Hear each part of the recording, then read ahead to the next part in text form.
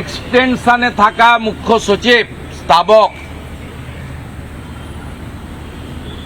মনোজ পন্থ তাকে 13cc স্মরণ করিয়ে দিয়ে বলতে চাই 5ই জুলাইয়ের পরে নিয়োগকৃত একটাও বিএলও উইথ ভ্যালিড রিজন এবং সিওর অনুমোদন ছাড়া আপনি আইনগতভাবে চেঞ্জ করতে পারেন না।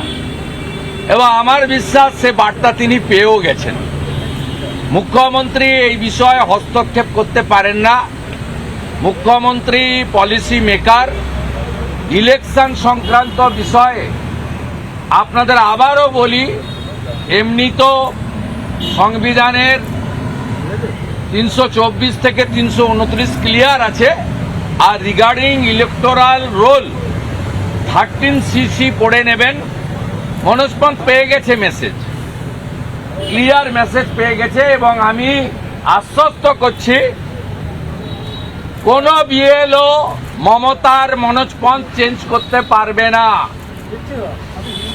না, কোনোভাবে পারবে না, নিশ্চিন্ত থাকতে পারে।